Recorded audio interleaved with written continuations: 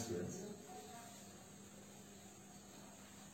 Today in this video we are moving on to chapter 3, motion in straight line. We see the movement everywhere we live. What do you mean by motion? Motion is the change in position of an object with respect to time. Mechanics is the branch of physics that deals with the motion of object in time. Mechanics is then broadly classified into three. They are statistics, branch of mechanics that deals with the stationary objects. 2. Kinematics, branch of mechanics that deals with the motion of moving object without the cause of their motion. And 3rd, dynamics. It's a branch of physics that deals with the study of motion of an object when a force acting on it. So then there are two states of particles. Generally, physically we say rest and motion of an object. When an object is said to be in motion, when the object changes its position with respect to time. When an object is said to be at rest, when there is no change in position of an object with respect to time. And both these rest and motion are relative terms. For example, when a person sitting in a train and traveling, he is at rest with respect to the other passengers in the train, but he is in motion for those objects. They are outside the train, so they are relative in time. Then the concept of point objects. A point object essentially which does not possess any physical size or structural features and is not capable of rotational motion. An object may be considered as point objects when they travel a distance which is much larger than its size in a reasonable duration of time. Then reference point and a frame of reference. In order to describe the motion of an object, we need a point, or we need an origin, and that origin is known as the reference point. Normally this is done by a coordinate system. A coordinate system having three axes, a x-axis, y-axis and z-axis, and the point at which these three axes join together is the origin, and which is taken as the reference point of the system.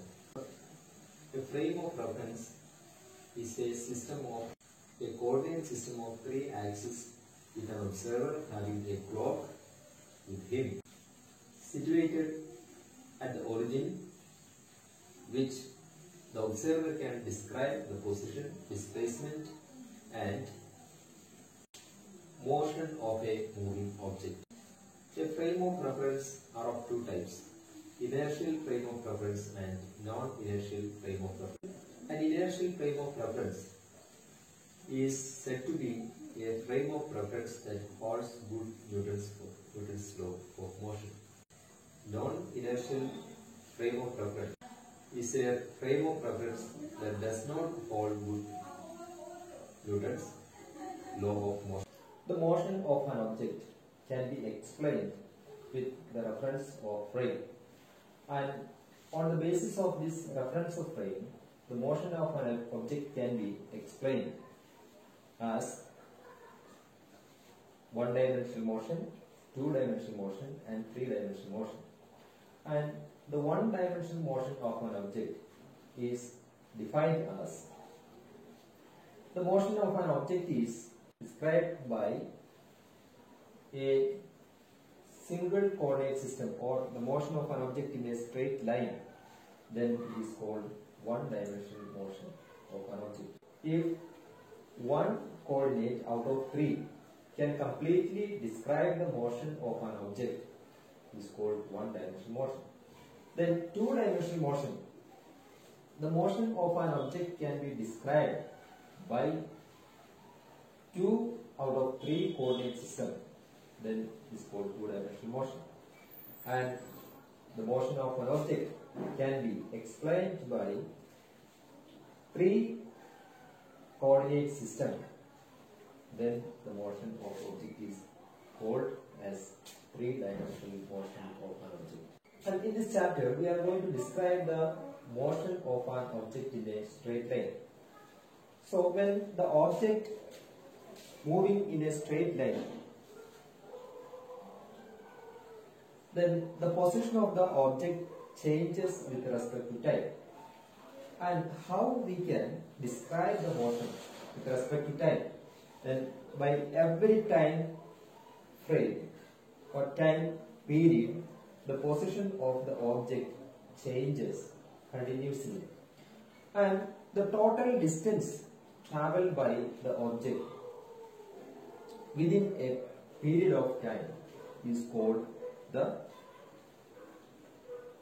total distance traveled by the object. And the total distance traveled by the object, generally the distance between the initial position and the final position of the object, and then it is called the path length of the object. Then the path length of the object in a straight line motion, that will be the difference between the initial position and the final position of the object.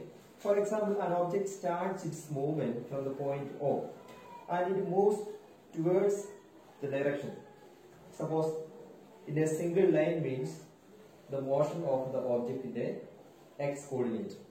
So if the object moves the right side, towards the right side from the point O, then it is always positive. And if the motion in backward direction, then it will be negative. The object starts its movement from the point O towards this direction. So assume that this is the final position of the object. Then the total distance traveled by the object is from point O to, assume this point is A, then that is OA will be the total distance traveled. And this distance is called the path length of the object. So since the object is moving in a straight line, then this always will be straight. And what is the displacement? And assume that if the object starts from the point O and moves towards the positive direction and reaches the point A, and coming back to the point here C, then again coming back to the point O, then again going back to the point B. So what will be the total distance covered by the point? That is from O to A, okay, O to A plus A to B plus B to O plus O to D, and that will be the total distance traveled by the object here. Okay, and when we combine this all distance together, that is the total distance traveled by the object, or that will be the path length of the object. So even though the object is moves towards the negative side of the coordinate, but still it is of the value of the path length is always positive. It cannot be negative or it cannot be 0. If the path length of the object is 0, then means the object is at rest. Then another term is displacement. So what about the same case? The same case, what will be the displacement of the object? What do you mean by displacement? Displacement is the shortest distance between the initial position and the final position of the object. So here the initial position of the object is at O, that means it starts. And what is the final position? That is D is the final position of the object. And the distance between these 2 points describe the displacement of the object. But it does not consider how long the object travelled or how much distance the object travelled. It is only describe the distance between the final position and the initial position of the object. So the displacement and path length, they are different. But when you describe the straight line motion, and the path length and displacement may or may not be equal, and the displacement, but the displacement never be more than the path length. It can be equal or it can be 0, but it cannot be more than the path length of the object. Position time graph. Position time graph is a strong tool to describe the motion of an object. So the position time graph is set up by two coordinate system. The position of the object is taken in the y-axis and the time is taken in the x-axis.